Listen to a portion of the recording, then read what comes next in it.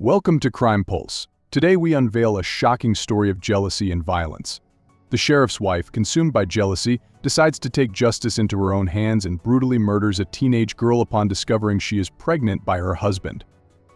Join us as we delve into the disturbing details of this tragic case and explore the deadly consequences of betrayal and rage. Emily Grace Carter, an 18-year-old with big dreams and a kind heart, was a recent high school graduate from a small town in North Carolina. Known for her bubbly personality and gentle nature, Emily worked during the summer at the local Dollar Tree, saving money to move to Raleigh, where she planned to enroll in nursing school, inspired to make a difference in others' lives following her single mother's passing from cancer. Despite her youth, Emily showed uncommon maturity and took on a caretaker role for her younger siblings, Jenny and Noah, protecting them, helping with homework, or treating them to ice cream at the local Dairy Queen. Emily's life took an unexpected turn when she met Sheriff Tom Mitchell, a well-respected law officer in Rayford. They met at a local community event where Tom, known for his charisma and kindness, struck up a conversation with Emily. What began as friendly chats quickly evolved into a secret relationship. Tom, 45 and married, had a way of making Emily feel special and noticed like no one else had before. For a young woman who felt trapped in small-town life, the sheriff's attention felt exciting and different. Their relationship grew in secrecy, with stolen kisses and hidden encounters. For Emily, these moments with Tom were like glimpses of a different world, one she both desired and feared. She knew the romance was risky, but the sheriff's attention and the thrill of it all made it hard to resist. In early July 2017, Emily discovered she was pregnant. The news shook her, bringing emotions of both excitement and fear. She shared her secret only with her closest friends, telling them she wasn't sure what to do but felt Tom had to know. Emily was torn. She worried about Tom's reaction, her family, and the scandal that could arise in a town where everyone knew each other. Still, she felt her future might be tied to this baby and hoped Tom would be willing to be part of it. Days before her death, Emily confided in friends that she planned to confront Tom about the pregnancy, hoping he would support her and that they could somehow move forward together. However, she was nervous, sensing her life might change drastically depending on his response. This was a time of deep uncertainty for Emily, marked by both hopeful dreams and intense fears. The young woman who once dreamed only of Raleigh and a nursing career now saw her life taking a different, unexpected path, one that would tragically end in her death. On July 17, 2017, around 7:30 a.m., Emily's younger sister, 15-year-old Jenny Carter, discovered Emily's body in the woods behind their home in Rayford. The family's modest home bordered a wooded area where Emily and her siblings used to play as children. That morning, Jenny went to look for Emily, who hadn't returned the previous night. She first noticed broken branches and disturbed soil leading into the trees, which increased her curiosity and fear. As she ventured into the woods, she saw her sister's body on the ground, bruised and lifeless. Emily lay naked, with cuts and bruises covering her skin. Shocked, Jenny froze, processing the horrific scene before she could fully comprehend what had happened. After moments of silent disbelief, she ran back to the house and called 911, her hands shaking as she dialed, barely able to convey what she had seen. When paramedics and police arrived, Jenny was sitting on the house's steps, pale and visibly shaken, wrapped in a blanket given to her by a neighbor who'd heard the commotion. The scene quickly became chaotic, with first responders securing the area while other family members remained in shock and neighbors began to gather, murmuring about the tragic news. Some mentioned seeing Emily only a day or two prior, smiling and laughing. Emily's body was officially identified at the scene, and her death sent a wave of grief and fear through Rayford as her body was taken for autopsy. Jenny and her family were left in disbelief, struggling to comprehend the brutality of what had happened to their daughter and sister. Emily's tragic death quickly became the town's main topic of conversation, especially as it became known that the investigation involved well-known people. Local media, such as the Fayetteville Observer, covered the story as the community mourned the loss of a young woman with a promising future. Police arrived on the scene shortly after 8 a.m. on July 17, 2017. Officers from the Rayford Police Department, led by Detective Laura Adams, a seasoned investigator known for her calm and meticulous approach, secured the area where Emily's body was found. The scene was deeply disturbing. Emily's body lay in a small clearing in the woods behind her family's home, marked by bruises, cuts, and signs of a brutal beating. She had been stripped of her clothes, with dirt and leaves scattered around her as if there had been a struggle. There were bloodstains on nearby rocks and roots, painting a clear picture of the violence she had endured. As investigators examined the scene, they found clues hinting at a larger story. Among some nearby rocks was a discarded police siren and a burned spoon, which Detective Adams recognized as drug paraphernalia. Although Emily was not known to use drugs, this evidence raised questions about what she might have been involved in or who else might have been present that night. Upon examining Emily's body at the scene, the coroner noticed slight swelling in her abdomen, which led to a quick review and a preliminary conclusion that she was in the early stages of pregnancy. This discovery surprised investigators, adding an unexpected layer to the case. Rumors had already started circulating about recent changes in Emily's behavior, and now the police had to consider whether her pregnancy could be a motive. Police were stunned when a paternity test later confirmed that the father was Sheriff Tom Mitchell.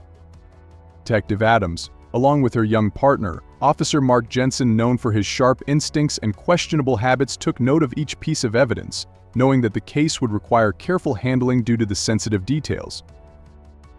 As she reviewed the scene, Detective Adams felt the weight of what this crime could reveal in a tight-knit town like Rayford, especially with Emily's secret pregnancy and the sheriff's implication. The police collected blood samples and drug paraphernalia as evidence, determined to trace every possible lead. With the community watching closely, they knew they needed answers, and quickly. During their investigation, police focused their attention on Sheriff Tom Mitchell, a well-known figure in Rayford with an established reputation as a community leader. Mitchell, 45, had held his post for over a decade and was respected by many for his affable character and quick wit. But when questioned about Emily Grace Carter, Mitchell showed signs of discomfort, revealing a more complicated side to his character. Under interrogation, Sheriff Mitchell reluctantly confessed that he and Emily had started a sexual relationship months ago. According to him, they met during one of his patrol rounds when he stopped by the Dollar Tree where Emily worked. Initially, he told police he had been tempted by her physical attractiveness after helping her with minor favors, such as giving her rides or offering career advice. However, as the interrogation continued, Mitchell confessed the relationship had turned romantic and then physical, describing it as a regrettable lapse in judgment. He also admitted that a few days before her death, Emily had told him she was pregnant. Mitchell claimed he was taken aback by the news and, though not excited about the pregnancy, told police he was willing to support her financially. However, as they delved into Mitchell's background, detectives uncovered troubling information about his past, revealing a pattern. Reviewing Mitchell's records, police found a series of secret payments made to various women over the years. Using police funds, he had made discreet payments to at least 5 women with whom he allegedly had sexual relationships resulting in pregnancies. These payments, labeled as miscellaneous expenses, appeared sporadically in police budgets and weren't tied to specific accounts. The transactions raised suspicions among investigators, who quickly realized Mitchell had been hiding these relationships to protect his reputation. Mitchell's history revealed a pattern of seducing young women often vulnerable or in need of guidance like Emily, and then bribing them to keep the relationship secret. His confession shocked investigators and heightened their suspicions that Mitchell might be more deeply involved in Emily's death than he was willing to admit. Mitchell's evasive answers and casual attitude toward these revelations led Detective Laura Adams and her team to press him further, suspecting that he might have had more to lose if Emily's pregnancy became public knowledge. The police began considering whether Mitchell's actions went beyond hidden relationships and payments, wondering if his desire to protect his career and perhaps his marriage were strong enough to lead him to drastic measures. Karen Mitchell, the sheriff's wife and a well-known figure in Rayford's social scene, was quickly called in for questioning. A housewife known for her sharp tongue and high standards, 42-year-old Karen had been an active force in her husband's life and career. However, as police delved into her background, they began to perceive a different side to Karen, one marked by resentment, suspicion, and bitterness over her marriage. During her interview, Karen didn't hold back, telling investigators she had suspected her husband's infidelities for years. She mentioned strange stains she had found on the bedsheets and rumors she had heard from townspeople, though she had chosen to ignore them. Karen explained that she had often set aside these suspicions, focusing on her duties as a Christian wife and convincing herself that Tom was committed to her and their family. Yet, deep down, she had always harbored doubts, especially when Tom's behavior changed dramatically in recent months. She noticed he worked late without explanation and became more secretive with his phone. The breaking point came when Karen, as she put it, accidentally stumbled upon a disturbing video on Tom's laptop. While cleaning his home office, she opened his computer to turn it off. But instead of his usual files, she found a sex video of Tom with a much younger woman whom she quickly recognized as Emily Grace Carter. She only watched a few seconds before realizing what she was seeing: the two of them engaging in sexual activity in the aisles of the local Dollar Tree late at night. Karen described feeling nauseated and devastated, unable to believe what she had seen. Karen claimed she had planned to confront Tom about the video, but before she could do so, she learned something even more shocking: Emily was pregnant. One of Karen's friends had seen Emily at a local pharmacy buying prenatal vitamins and casually mentioned it to Karen. Karen quickly connected the dots, realizing that the pregnancy was likely Tom's doing. This revelation left her feeling humiliated and filled with rage, betrayed in a way she could no longer ignore. Karen told the police she had never directly confronted Emily about the pregnancy, but investigators found evidence suggesting otherwise. They discovered messages on Karen's phone arranging a meeting with Emily at the local pool just days before her death. Witnesses confirmed seeing the two together, describing the exchange as tense and intense. Karen was reported to have lunged at Emily with a pair of garden shears, calling her a ETO who just wanted to demand to know her intentions with Tom. This direct confrontation contradicted Karen's statements to the police, suggesting she was willing to go beyond a private confrontation. Under pressure from the detectives, Karen admitted she had been furious. She described feeling humiliated, as if her life had crumbled before her eyes. Her emotions were complex, mixing jealousy with anger towards Tom for disrespecting her and fear of the impact this would have on her family's reputation in the community. Karen's statements painted a picture of a woman on the edge, one who had tolerated years of rumors about infidelity but found Emily's pregnancy unbearable. The police left the interview with serious doubts about Karen's role in the case, as her emotions and actions in the days leading up to Emily's death positioned her as the prime suspect in what was rapidly becoming one of Rayford's most shocking investigations. While police reviewed the scene of Emily Grace Carter's murder, they stumbled upon a detail that redirected their investigation in a new direction. Among the scattered debris, they found drug paraphernalia, including used syringes and a small bag of white powder near where Emily's body was found. Tracing the objects led detectives to Emily's younger sister, Jenny Carter, a quiet and reserved 15-year-old. Jenny's connection to drugs led investigators to consider several disturbing theories. One theory was that Jenny's drug use had led to a confrontation between the sisters. Detectives considered the possibility that Jenny resented Emily's interventions and that this family tension might have escalated into a fatal fight. This idea gained traction as police learned more about Jenny's drug problems, which were more severe than even her close family members knew. Another possibility police explored was that Jenny had debts with her drug suppliers. Emily, who only worked part-time at Dollar Tree, might have tried to help her sister financially to cover those debts, though such help would have strained her own resources. Investigators considered that debts or pressure from dealers could have led to Emily's death if she had become involved in dangerous territory on her sister's behalf. The police also speculated whether Jenny's addiction might have inadvertently attracted dangerous people into their lives and whether Emily's knowledge of her sister's environment put her at risk, making her a target for those connected to Jenny's drug problems. As they dug into Jenny's recent activities, they found messages on her phone indicating that she was in contact with a small group of local drug users and dealers. These messages painted a picture of a young woman who was overwhelmed, trying to hide her addiction from her family while sinking deeper into a risky world. This discovery of Jenny's connection to drugs raised troubling questions about the hidden dynamics within the family and how they might have influenced Emily's death. Police now had multiple theories, each implicating Jenny's drug use as a potential catalyst for the tragic events that led to her sister's murder. Investigators needed to delve further into the Carter family's relationships and Jenny's secret life before reaching definitive conclusions. In a tense interview room, Jenny Carter finally opened up to investigators, revealing shocking details about her struggles and her connection to Sheriff Tom Mitchell.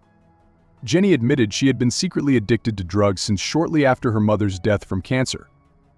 At 15, Jenny said she felt lost and alone, turning to drugs as a way to numb the overwhelming pain. Her addiction had escalated quickly, but she managed to hide it from most people in her life until Sheriff Tom Mitchell found out. Jenny revealed that Sheriff Mitchell had caught her using drugs earlier that year, and instead of legally processing her, he began pressuring her, insinuating that she could avoid arrest if she agreed to have a sexual relationship with him at that moment. Jenny felt trapped. She feared her addiction would become public and felt powerless against someone as respected and influential as the sheriff. But Emily intervened. Jenny told police that when Emily learned of her situation, she was horrified and protective. Emily, who had always taken on a maternal role since their mother's death, confronted Sheriff Mitchell and begged him to leave Jenny alone. According to Jenny, Emily even offered to have a relationship with the sheriff herself if he promised to protect Jenny and leave her in peace. This sacrifice marked the beginning of Emily's relationship with the sheriff, a dark arrangement Emily kept secret even from her friends. Jenny's confession left investigators stunned. She described how this entire situation made her feel guilty and powerless. At first, she felt relieved when Emily intervened, hoping it would end her troubles. But over time, Jenny began to understand the cost of her sister's sacrifice. She watched as Emily became increasingly distant and withdrawn. Emily's bright personality faded, replaced by anxiety and secrets. Jenny couldn't help but feel that her sister was carrying the weight of her situation. Police took note of Jenny's distress as she spoke, painting a heartbreaking picture of the emotional toll the situation had taken on her. By the end of the interview, investigators knew they needed to look more deeply into Sheriff Mitchell's past and the dynamics between the sisters. Jenny's emotional testimony revealed a complex web of relationships marked by manipulation, fear, and pain, highlighting the tragic consequences of their circumstances. As detectives pieced together Emily's final days, one name kept appearing: Karen Mitchell, the sheriff's wife. Evidence pointed to a devastating sequence of events that led to Emily's death. According to their findings, Karen had become increasingly disturbed and jealous after discovering Emily's pregnancy. In her mind, Emily wasn't just another affair of her husband's, but a threat, a young woman carrying her husband's child and possibly the key to a scandal that could destroy Karen's carefully built world. On the night of the murder, Karen waited until she knew Emily would be home alone. Detectives believe she confronted Emily in the small patch of woods near her house where they wouldn't easily be seen. At first, Karen tried to stay calm, demanding that Emily end the pregnancy and disappear. But when Emily resisted, the argument escalated. Seeing that Emily wouldn't be intimidated by her threats, something inside Karen snapped. Driven by a mixture of anger, fear, and betrayal, she grabbed a heavy wooden club, an in-case weapon she'd brought, and began to beat Emily. In her fury, Karen barely noticed the blood or bruises she left on Emily's body. She just kept hitting, letting out all the emotions she had repressed in a burst of violence. When she finally stopped, she saw Emily's lifeless body, and the reality hit her: she had gone too far. After the murder, Karen tried to clean herself up, hid the club, and returned home, expecting to go on with life as usual. She assumed that as the sheriff's wife, no one would suspect her. But detectives found clues linking her to the crime. Investigators analyzed the club and found faint fingerprints belonging to Karen. They also identified fabric fibers on Emily's body that matched clothing Karen often wore. On the morning of July 27, 2017, police went to arrest Karen Mitchell. Detectives arrived at her home early, knocking on her door just as dawn was breaking. Karen opened the door calmly, thinking it was another routine visit. But when they informed her of the murder charge, her demeanor changed. Karen turned pale and tried to deny any involvement, claiming she had been home all night. But under pressure, her composure crumbled. She was handcuffed and led outside, looking down and avoiding the gazes of neighbors who had gathered. For the Carter family, Karen's arrest brought both relief and sadness. Though they would never get Emily back, they finally had some answers. Karen's actions not only destroyed her own life and her family's image, but also left the community shaken. In May 2018, Karen Mitchell's trial began, drawing a packed courtroom and local media interest. Her defense team, led by attorney Wallace Kay, took an unexpected approach: the betrayed wife defense. Karen claimed she had been pushed to the limit by her husband's years of infidelity, especially his relationship with Emily. Her lawyer argued that Karen's actions resulted from severe emotional trauma, aggravated by Tom's betrayal and the shock of learning of Emily's pregnancy. They painted Karen as a woman struggling with deep mental anguish, asserting that she never intended to kill Emily but acted in a moment of uncontrollable anger. The prosecution, led by District Attorney Linda Chavez, strongly refuted this argument. Chavez presented evidence of Karen's calculated actions that night, including the club she had brought to the confrontation. She argued that Karen had premeditated the attack with the intent to eliminate Emily as a threat to her marriage and social standing. Chavez maintained that Karen's motive was not temporary insanity but a desire to protect her reputation and avoid any scandal that might impact her family. Chavez portrayed Emily as an innocent victim, attacked solely because of her relationship with Tom. The emotional weight of the trial was evident, especially when Emily's friends testified, describing the loss and impact of her death. Friends and neighbors also spoke of Emily's gentle personality, a stark contrast to the violent end she faced. Throughout the trial, Karen's expression shifted between shame and defiance, though she occasionally shed tears when her lawyer highlighted her husband's betrayal. After 2 weeks of deliberations and powerful closing arguments, the jury found Karen Mitchell guilty of second-degree murder. The verdict seemed to affect her with a chilling finality. She kept her head down as the judge pronounced a 25-year prison sentence without the possibility of parole. Upon hearing the sentence, Karen's composure collapsed. She appeared visibly shaken, grasping the reality of her future. Emily's family expressed a mix of bitterness and closure. The sentence provided some relief amidst their grief. Community reactions were varied. Some sympathized with Karen's portrayal as a woman pushed to her breaking point, while others viewed the punishment as deserved. Justice for Karen, her story would end behind bars, a stark contrast to the once respected life she had enjoyed. The trial left lasting scars on everyone involved. Karen Mitchell was sentenced to 25 years in prison for the second-degree murder of Emily Grace Carter.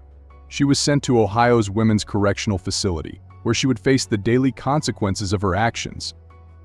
Over time, Karen often reflected on her life before the murder family gatherings, community events, but now her life was shaped by prison routines and counseling sessions as part of her rehabilitation. Meanwhile, Sheriff Tom Mitchell faced a different form of reckoning following the trial. Authorities initiated an investigation into his misuse of public funds, discovering that he had secretly paid several women, including Emily, to cover up his extramarital affairs. In May 2018, just weeks after Karen's sentencing, Tom was charged with multiple counts of embezzlement and misconduct in office. He was found guilty and sentenced to 5 years in prison. The scandal rocked the small town of Winchester, leaving many residents shocked and disillusioned. They had once viewed Tom as a respected leader, but his actions shattered that trust. Jenny Carter's story took a different turn after her tragic experience and the loss of her sister. She entered a rehabilitation program to confront her substance abuse issues.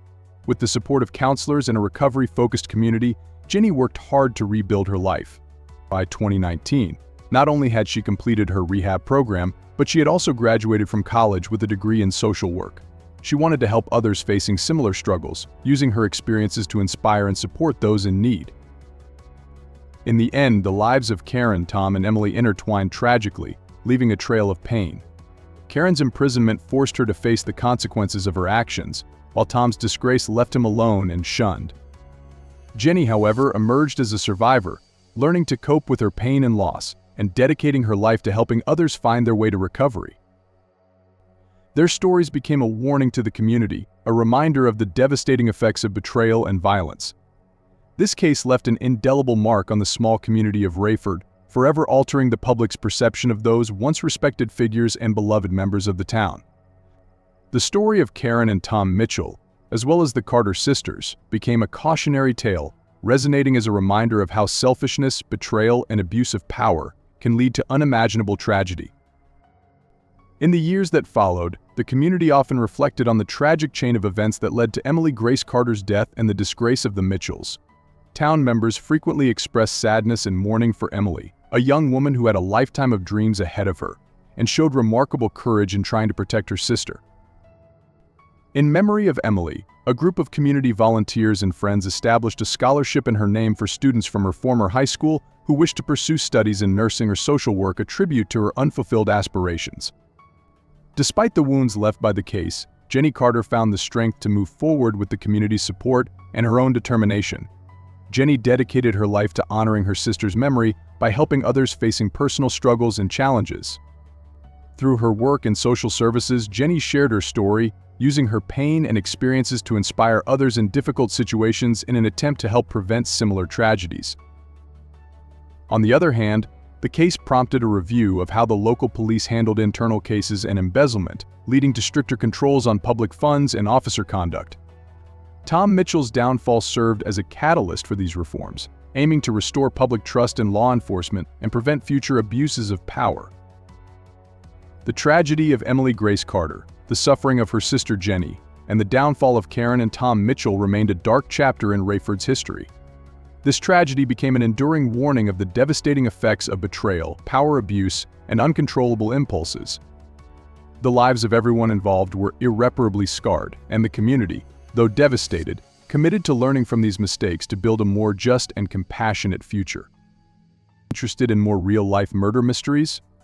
Make sure to like and subscribe to our channel. What sentence would you have given? Leave me a comment and I'll read it. Enjoy life because there's only one.